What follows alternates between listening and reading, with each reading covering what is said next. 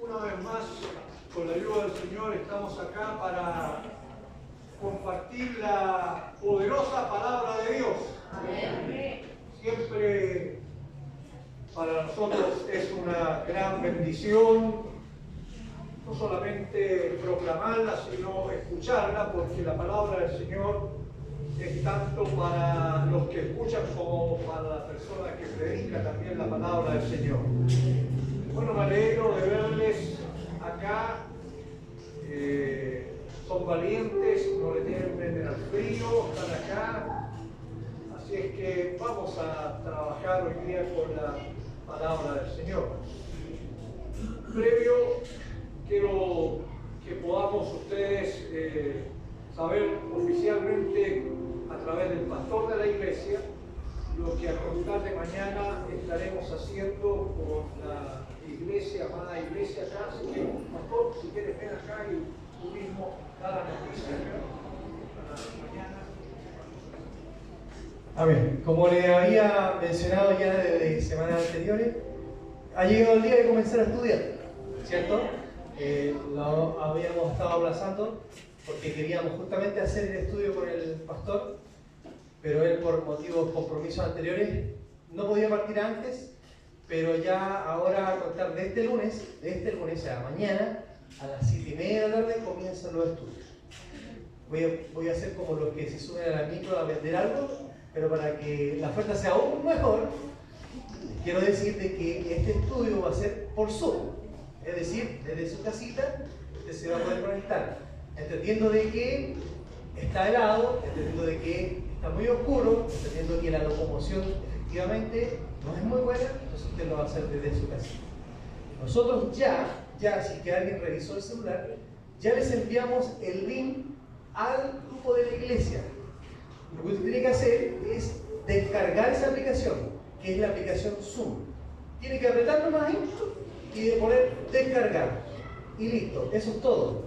¿Por qué? Porque ya el día de mañana nosotros vamos a enviar el link de la reunión. Entonces usted teniendo descargado eso, va a poder entrar sin ningún problema. Si no lo ha descargado, no va a poder entrar.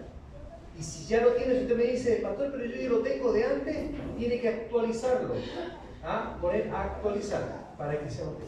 Si hay alguien más que no puede, no entiende o le cuesta, usted nos avisa. Ojalá antes de que termine el culto, a mí o algún joven, los jóvenes generalmente se manejan muy bien en esto, o nos llaman por teléfono, pero la idea es que pueda participar toda la iglesia, todos los lunes, a contar de las 7:30 de la tarde.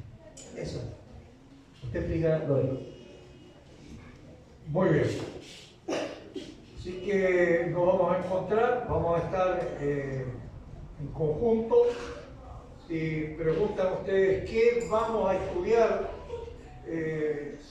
estudiamos la palabra de Dios. Yo trabajo en los medios de la iglesia evangélica enseñando la palabra del Señor. Siempre hay que estar nuestros ojos, nuestra mente y nuestro corazón, ojo, mente y corazón, en la palabra del Señor. Porque voy a usar el término que se usa ahora, es nuestro GPS que nos marca la ruta por donde tenemos que andar hasta llegar arriba a la presencia del Señor. Y no piensen que a veces nos hablan o a través de los medios masivos, de las redes sociales, hay comentarios distorsionados acerca de la palabra del Señor. Entonces, nosotros tenemos el deber de estar permanentemente reiterando, revisando, hablando, predicando o enseñando la palabra del Señor para que usted sepa en un momento determinado el camino y la doctrina correcta que debemos mantener. Yo me alegro de estar con ustedes. Hace, algunos domingos atrás estuve con el pastor Esteban González, en la iglesia, que también me invitó un día domingo para dar la palabra del Señor. Fue una bendición. Así que hoy día estoy con ustedes para continuar esta tarea. No piensen ustedes que ha sido un tiempo fácil, sino que ha sido intenso. Me ha tocado trabajar en muchos aspectos en la obra del Señor, por supuesto. Recién estuve 8 o 9 días afuera de mi casa, por suerte que no tengo nadie que me tire las orejas en la casa, si no hubiese encontrado la casa cerrada, pero predicando la palabra del Señor, enseñando la palabra del Señor.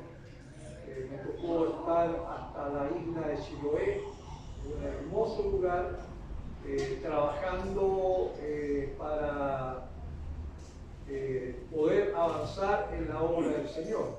Y volví hasta predicando hasta Concepción, y ya en las próximas semanas tendré nuevamente que salir para llevar el mensaje de la palabra del Señor. Concepción, Talca, todos los lugares, y así he ido avanzando en diferentes instancias. Tengo la responsabilidad nacional de celebrar un congreso al final del mes de agosto, los últimos días, viernes, sábado y domingo, el primer día de septiembre. Lo vamos a hacer en Cartagena, no de India, sino que acá de nuestra nación. Y terminado ese evento, parte en Santiago una cumbre educativa internacional, que ahí tranquilamente vienen aproximadamente unos 400 delegados de afuera, de otros países. Yo estuve hace un par de meses atrás en una cumbre en Centroamérica, y ahora viene nuestra versión acá, así que esa es responsabilidad directa que tengo que estar al frente con la ayuda del Señor. Así que yo les pido la oración, el apoyo para todas estas tareas. Bueno, vamos a la palabra del Señor. En la palabra del Señor hay muchos modelos de iglesias, iglesias que sin lugar a duda nosotros quisiéramos decirle: esa iglesia queremos nosotros ser o estar representados en esa iglesia. La primera iglesia que aparece como tal en Hechos 12 es la iglesia de Jerusalén. Ahora, si hay algo que rescatar de la iglesia de Jerusalén, es que fueron obedientes. ¿Obedientes en qué sentido? Obedecieron la voz que el Señor les había dicho, que no se movieran de ese lugar, porque ahí, a partir de ese momento, en Jerusalén iban a recibir poder para cumplir la tarea, poder para cumplir la misión que tiene la iglesia, incluso hasta el día de hoy. Tú, yo, nosotros, todos, como iglesia del Señor, tenemos la tarea de salir a pregonar el mensaje del Evangelio por doquier. A veces pensamos que solamente los misioneros o los evangelistas deben salir a predicar la palabra del Señor. No, todos debemos salir a pregonar la palabra del Señor. Si bien es cierto que hay algunos llamados especiales, tengo comunicación permanente con varios misioneros, matrimonios misioneros, que están en otros países, las misiones transculturales que decimos nosotros, pero eso no exceptúa que ellos vayan por llamado de Dios. Pero la iglesia local tiene la tarea también doble, o de evangelizar o de hacer misiones por doquier. A veces pensamos que tenemos que tener un ministerio grande, un ministerio potente, un ministerio con recursos. La verdad que cada uno de nosotros personalmente, ya sea en nuestros hogares, ya sea en nuestra familia, ya sea en nuestros trabajos con nuestros vecinos, estamos llamados a levantar la bandera del Evangelio del Señor y decirles que en ningún otro hay salvación, porque no hay otro nombre dado a los hombres en que podamos ser salvos. Así es que la iglesia de Jerusalén, la primera que estoy citando, fue una iglesia obediente, y por ser obediente se quedaron esperando, y en el capítulo 2 hay una expresión que me conmueve. He levantado mensajes de esta expresión: de repente, de repente. Hubo entonces todo un avivamiento, todo un mover en la iglesia del Señor, y eso fue el punto de partida para que se generaran otras iglesias por doquier. Solo como introducción hablo de la iglesia de Jerusalén, pero también podría citar otras como la iglesia de Samaria, 7 iglesias que aparecen en el libro de Apocalipsis, capítulo 2 y 3 del libro de Apocalipsis, que cada una de ellas, si la leemos, podemos sacar las cosas buenas y desechar aquellas cosas por las cuales el Señor le estaba evaluando o estaba diciéndole para que fueran iglesias saludables. Bueno, de toda esta no voy a hablar hoy día, sino que voy a hablar de una iglesia que sí, hoy día, en un corto tiempo que tenemos para exponer la palabra de Dios, ustedes posteriormente les invito para que en el capítulo 13 del libro de Hechos, capítulo 13 del libro de Hechos, cuando comienza la primera tarea misionera de la iglesia, es decir, abandonan sus lugares donde estaban concentrados y se fueron entonces a pregonar el Evangelio de Jesucristo a otros lugares y a otras culturas. Ese fue el momento especial, el momento significativo de inicio de extensión del Evangelio. La verdad que no lo habían pasado bien.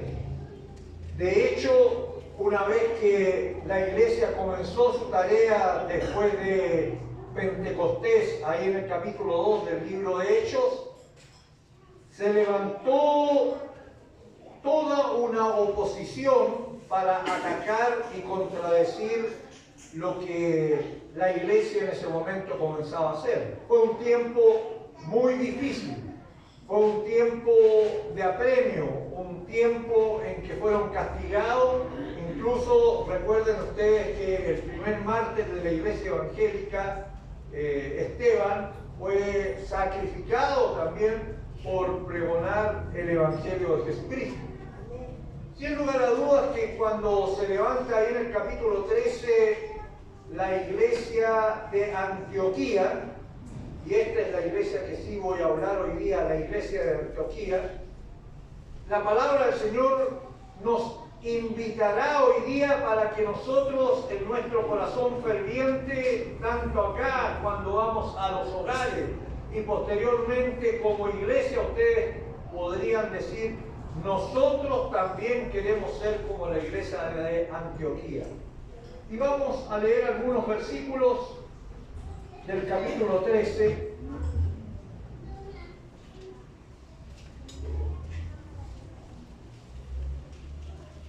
Ahora tengo mi Biblia, siempre tengo mi Biblia. Esta. Pero ya mis ojos no me acompañan. Y se ríen todavía. Ya van a tener mi edad, ya ahí van a tener problemas. Así que ahora hago lo mismo y la saco en el computador, le pongo letras grandes, de tal manera que a la distancia pueda leer. Así es que, pero siempre mi Biblia me acompaña por todos lados. Capítulo 13, versículo 1, voy a leer algunos, y el último, el versículo 52, y después voy a desarrollar algunos pensamientos acerca de este texto. Había entonces en la iglesia que estaba en Antioquía. Antioquía era una de las tantas ciudades que había no cerca de Jerusalén. Y voy a dar el dato de Jerusalén a Antioquía de Siria.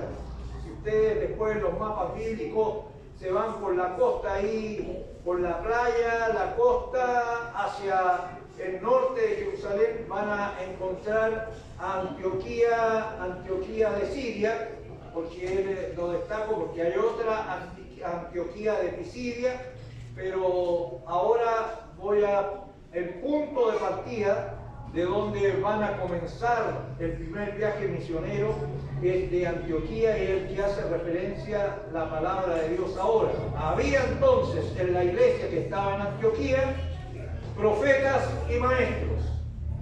Es bueno que en la iglesia del Señor al día de hoy también existan profetas que transmitan y comuniquen no la palabra personal de ellos, sino que profetas que puedan transmitir la palabra de Dios, que puedan comunicar con autoridad del cielo la voluntad y el propósito de Dios que está escrito en la palabra de Dios. A esto son los profetas que se deben levantar, profetas o profetisas que hoy día se deben levantar en el cuerpo de Cristo. Pero también se requiere en la iglesia de hoy tener maestros y maestras, hombres y mujeres que nos dediquemos a estudiar, a investigar y profundizar para entregarle a la congregación la sana doctrina de la palabra de Dios. Por eso ustedes, el primer llamado es que si hay profetas o no hay profetas, ustedes a través de la oración, y ya vamos a ver, no solamente oración y ayuno, que el Señor levante profetas en esta congregación. Que también el Señor levante maestros y maestras en esta congregación. Lo necesitamos, porque van marcando no lo que nosotros pensamos, no lo que nosotros queremos, sino lo que la palabra del Señor nos demanda a nosotros para comunicar y alimentar el pueblo de Dios. Había en esta iglesia Antioquía entonces profetas y maestros. Y ahora fíjense, 2 puntos, dice. Quiero llamar la atención por quién parte. Hace un listado de los principales que estaban ahí. El primero que aparece es Bernabé. Ya voy a hablar de Bernabé y voy a hablar de Saulo.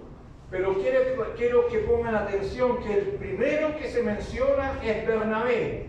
Y no es por una casualidad. Ya voy a decir por qué Bernabé lo ponen en el primer lugar y por qué Saulo después va a estar en otro lugar. Entonces habían profetas y maestros. Número 1, Bernabé. Simón, el que se llamaba Níger, negro. Siempre hay un negrito por ahí en las congregaciones, ¿o no? Ya.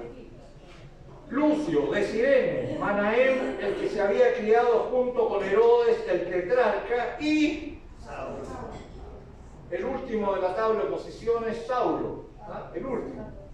Para nosotros siempre, si nos preguntan quién estaría en el Nuevo Testamento y quién llevaba el estandarte y quién era primero, nosotros decimos el apóstol Pablo.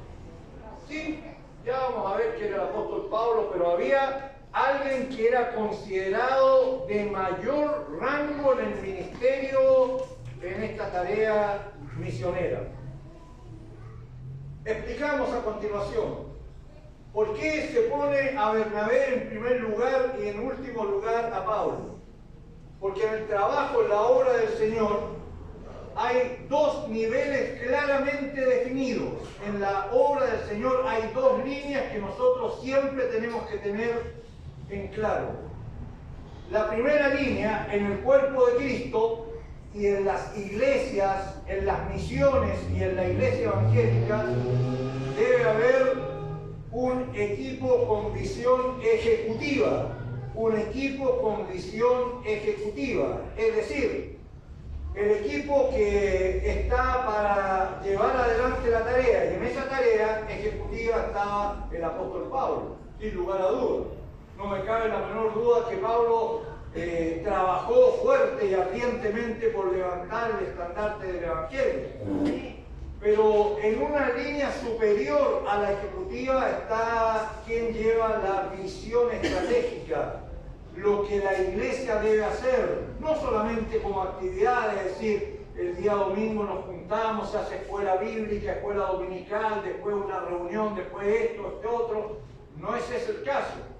La visión es qué tarea tenemos que llevar para implementar y desarrollar la iglesia en las próximas semanas, próximos meses, próximos años, en las próximas etapas, hasta que lleguemos allá. El que tenía la visión estratégica,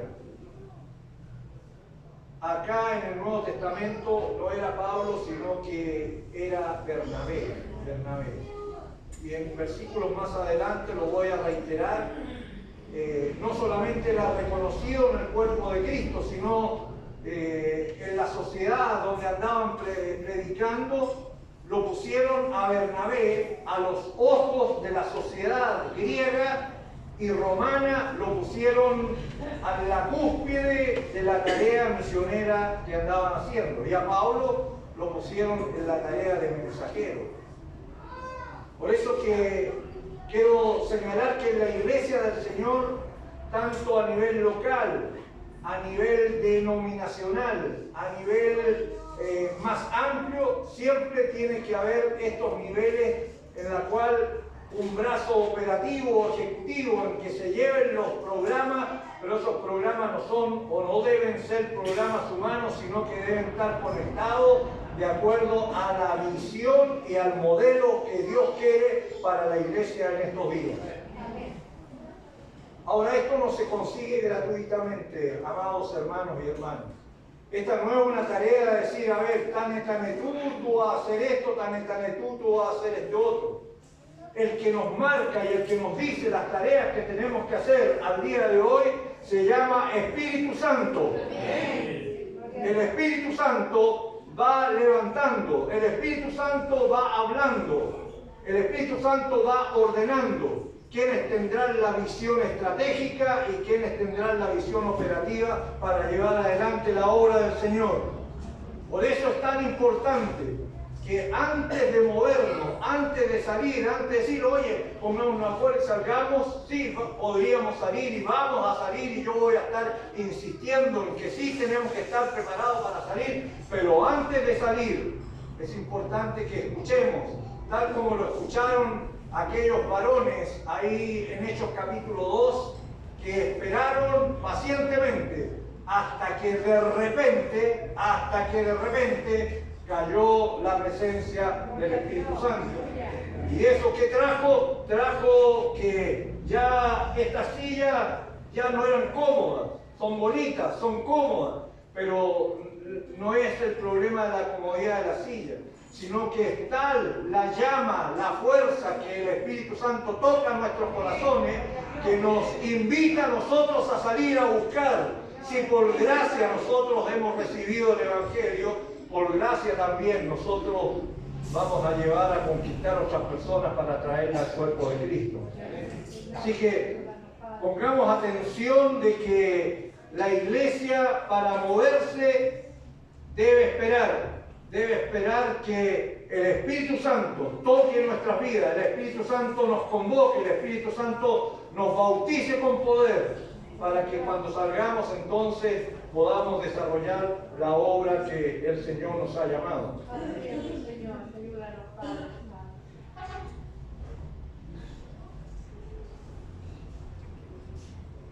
En Hechos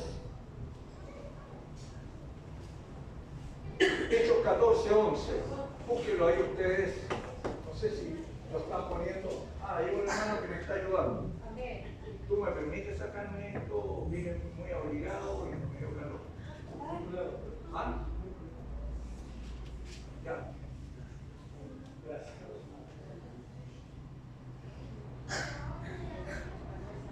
Dejé uno en el sur, voy a una minga de evangelismo en el mes de enero y febrero allá en la isla. Así que dije, ¿para qué me lo voy a llevar? Por fe lo dejé colgado en un clavito y ya lo tengo allá.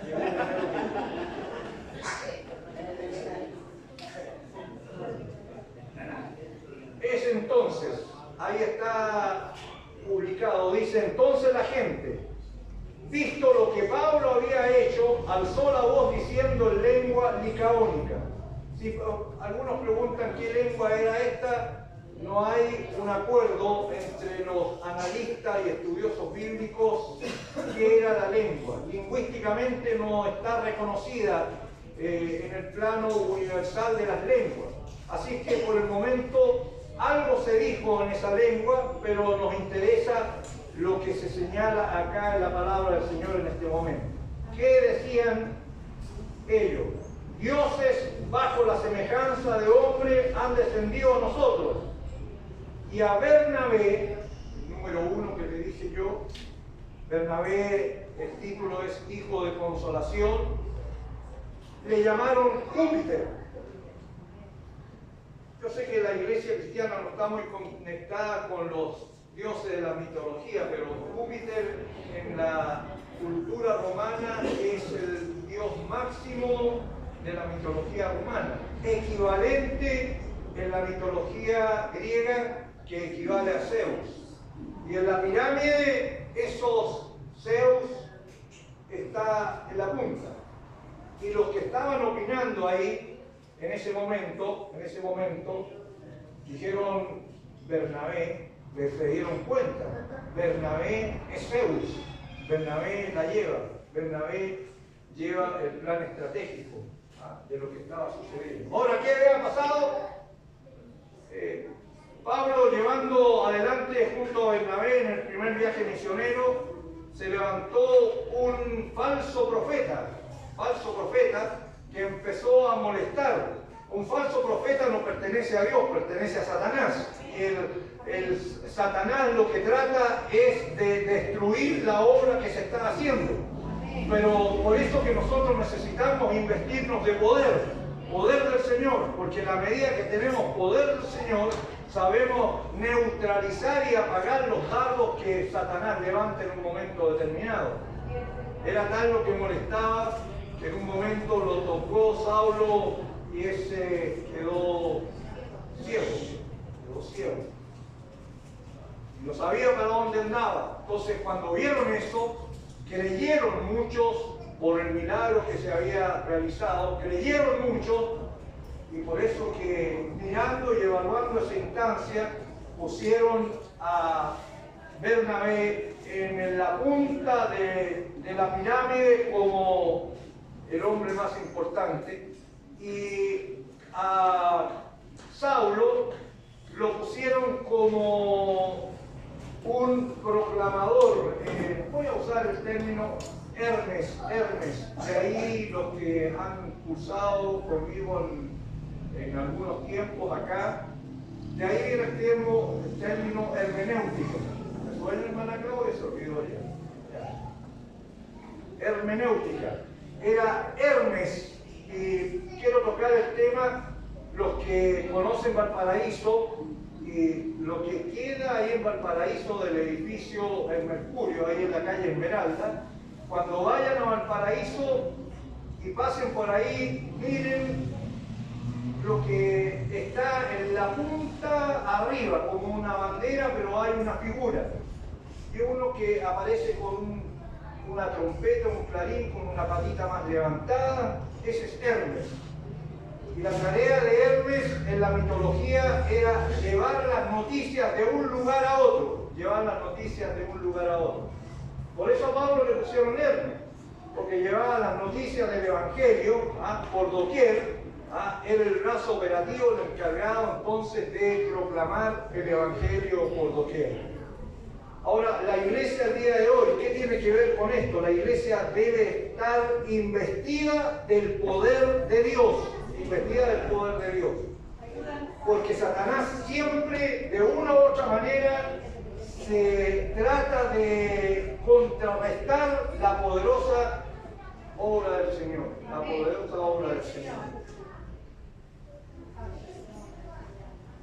Hace un tiempo atrás, ahí en la iglesia, en la calle Quillota, la asamblea, los que conocen en Viña del Mar, me tocó predicar y hubo una manifestación poderosa, una manifestación grande del Espíritu Santo en ese lugar.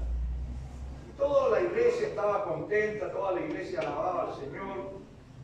Y terminaron y se abrazaban los hermanos, qué sé yo. Y de repente escuché unos gritos atrás, unos gritos que parecían más de pelea que de otra cosa. Y era eso.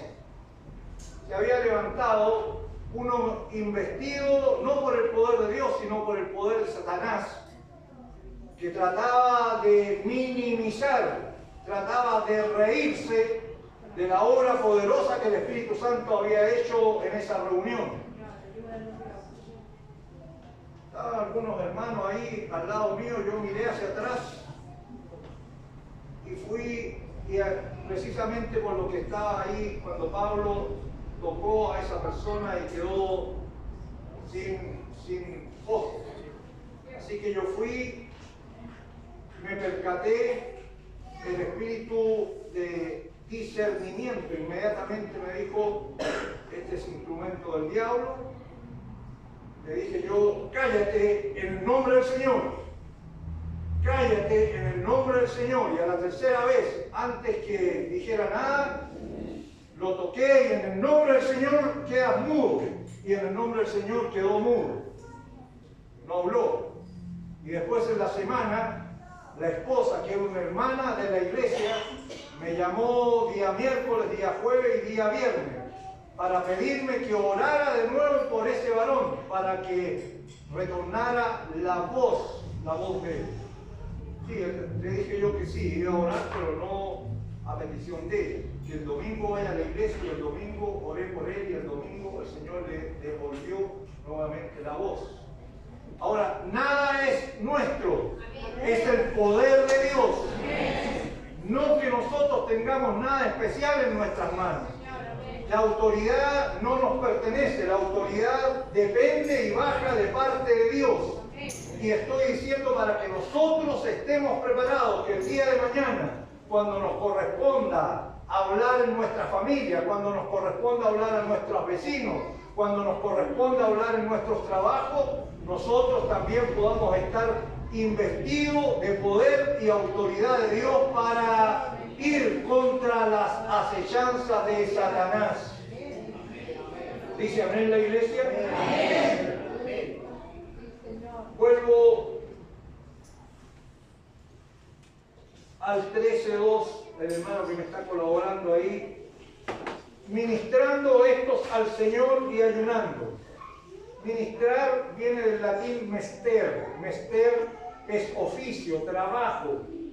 Cuando decimos ministremos, estamos trabajando para la obra del Señor. Estamos en desarrollo para llevar adelante el Evangelio del Señor. Ministrando estos al Señor y ayunando, subrayo. Muchas veces cuando nos hablan de ayuno, nosotros nos quejamos, decimos: ay, yo he hecho tanto de menos el pancito, el cafecito, el tecito. No sé si todos somos iguales. Pero la palabra del Señor, cuando habla de ayuno, no es un ayuno dietético, no tiene que ver con comida. Es cierto que si tengo planificado el día que voy a hacer ayuno y me invitaron a un asado, entonces voy a decir: hoy día no voy a ir, me voy a perder el asado. Lo que el ayuno nos invita para apartar y consagrar un tiempo para estar en comunión con el Señor. La iglesia necesita escuchar la voz de Dios. El ayuno nos hace bajar las revoluciones. El ayuno nos hace estar en soledad para conversar con el Señor, para tratar con el Señor y que Él trate con nosotros y poder escuchar el susurro de la voz de Dios en nuestros corazones. Por respeto a los niños voy a decir después en Corintios, ustedes vean que también entre los matrimonios también, en un momento determinado, se llaman. Cuando va a orar, dice a la esposa: tranquila, o viceversa, voy a orar. Se apartan para estar en comunión con Dios. No es que esté rechazando, no es que sea una persona... No, hay un tiempo delimitado y una vez que pase ese tiempo, nuestra vida sigue igual y podemos comer, tomar agüita, comer asado y todo lo que queramos, pero en ese instante, en ese momento, lo apartamos para estar en comunión con el Señor. Estos varones dice que ministrando y ayunando dijo el Espíritu Santo, dijo el Espíritu Santo. La pregunta es, ¿el Espíritu Santo es una persona? Sí, así como está la persona del Padre, la persona del Hijo y la persona del Espíritu Santo. El Padre habla, Jesucristo también lo vimos hablando, y el Espíritu Santo, la persona del Espíritu Santo, también se comunica con nosotros, también se comunica con nosotros. Ahora, ¿a través de qué? Bueno, a través de su palabra, a través de profecía, a través de mensajes, a través de predicaciones. El Espíritu Santo también nos habla el día de hoy. Así que estemos atentos, nuestro oído espiritual atento cuando el Señor nos esté hablando a cada uno de nosotros a través de su Espíritu, a cada uno de nosotros. ¿Qué dice el Espíritu Santo? Apartadme a Bernabé y a Saulo para la obra que os he llamado. Ninguno de nosotros dé ningún paso. Ninguno de nosotros, sí, hoy día yo voy a ir a hacer esto, hoy día voy a ir a predicar, hoy día voy... No, espera que el Señor te convoque, el Señor te llame, que el Señor te llene de poder, con autoridad y enseguida anda. Porque si no te vas a encontrar con problemas. Así como Pablo se encontró en un momento el ataque de este falso profeta, nosotros nos vamos a encontrar también con personas que nos escuchan a veces muy educadamente, nos dicen, sí, hermana, tú tienes razón, qué sé yo, todo lo que dice, tú tienes tu razón, pero yo tengo mi razón y es lo que la sociedad actual dice. Tú piensas de determinada manera, pero yo pienso, tengo mi otra manera, es decir, el relativismo. ¿Y qué hacemos nosotros en esos instantes? Bueno, es cuando nosotros tenemos que recurrir, nosotros tenemos que tomarnos de la autoridad del Señor para que cada vez que estemos dando un mensaje, el poder y la convicción del Espíritu Santo esté en y con nosotros para traer convencimiento de lo que estamos predicando en un momento determinado. Amén. Ayúdanos.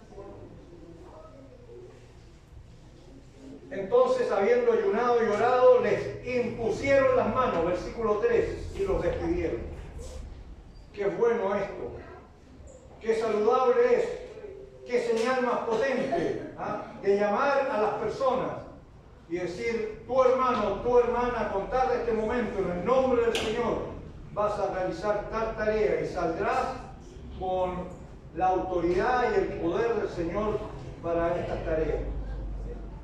Versículo 4 dice, ellos entonces, enviados por el Espíritu Santo, descendieron a Seleucia y de allí navegaron a Chipre y llegados a Salamina anunciaban la palabra de Dios en las sinagogas. Esto no está una redacción de este capítulo por casualidad, pusieron sinagogas, ¿no? Lo que pasa es que era el lugar más próximo para sembrar el Evangelio. Era el lugar establecido para hablar de la palabra de Dios. En las sinagogas no habían cristianos todavía. En las sinagogas habían judíos. Como digo yo a veces, judíos, pegados. Se comportan a la distancia, rechazan la palabra del Señor. Por lo tanto, ellos descendieron allá, llegaron a ese lugar y ¿dónde fueron? A la sinagoga. Pero no llegaron armando rosca, no llegaron ellos tomando posesión. Ellos llegaron a escuchar y que llegara el momento en que les dieran la participación para exponer el mensaje del Evangelio del Señor.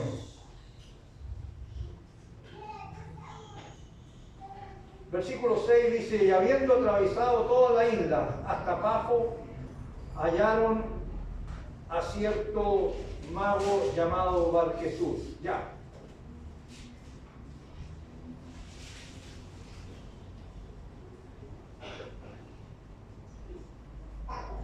No voy a tener el tiempo tiempo necesario para explicarles desde el versículo 15 al versículo 41. Del 15 al 41 voy a hacer una síntesis breve. Hay 27 versículos en que el apóstol Pablo, yo les invito para que esta semana, y en la tarde o en la semana, ustedes lean este capítulo para tener la figura completa. En estos 20 y tantos versículos lo llamaron a Pablo para que expusiera la palabra. Y Pablo, ¿qué es lo que hizo? Empezó a exponer la palabra establecida en el Antiguo Testamento, llamada la Torá Emet. Empezó a dar referencias puntuales de la voluntad de Dios en diferentes circunstancias, en diferentes momentos. Hasta llegar ya al Nuevo Testamento y arribar al ministerio de Jesucristo, que murió en la cruz del Calvario para remisión de los pecados de toda la humanidad. Y ya llegado en ese momento en que va ruteando todo el camino, va destacando paso a paso en el Antiguo Testamento cómo la mano de Dios había estado con el pueblo de Dios durante todo ese momento. Llega a la instancia donde levanta y señala que Jesucristo es el lugar más alto del Evangelio para que la humanidad pueda tener sanidad de sus vidas, de sus almas, porque Jesucristo murió en la cruz del Calvario para remisión de todos nuestros pecados. Ahora, es loable. Cada vez que acá hay un ejemplo que yo quiero que ustedes lo puedan tomar, ustedes lo puedan hacer un modelo dentro de la iglesia. Esto no es de escuchar este mensaje y decir, yo lo escuché, estoy listo. No, ustedes tienen que hacer una disciplina. Ellos oraban, ellos ayunaban, ellos antes de salir esperaban la dirección del Espíritu Santo, luego que recibían la llamada del Espíritu Santo, les imponían las manos. En fin, todo esto nosotros tenemos que seguir paso a paso, secuencia a secuencia. Por eso hay muchas iglesias neotestamentarias que aparecen y que hice alusión yo, especialmente en el capítulo 2 y 3 del libro Apocalipsis. Pero quiero que se concentren y digan ustedes el llamado de este mensaje para la iglesia, amada iglesia en la cual estoy en este momento exponiendo su palabra. Es decir, nosotros también queremos acercarnos y tener estos puntos significativos, importantes en nuestra congregación, igual que la iglesia de Antioquía. La iglesia de Antioquía nos muestra un modelo que sí lo necesitamos, que sí lo requerimos. Y no estoy hablando solamente de este modelo para ustedes. Este modelo debe ser seguido por todas las iglesias, tanto nacionales como en otros países. Es el modelo establecido en la palabra del Señor para el desarrollo de su iglesia, para el desarrollo de su iglesia. Pues bien, voy al lugar final ahora.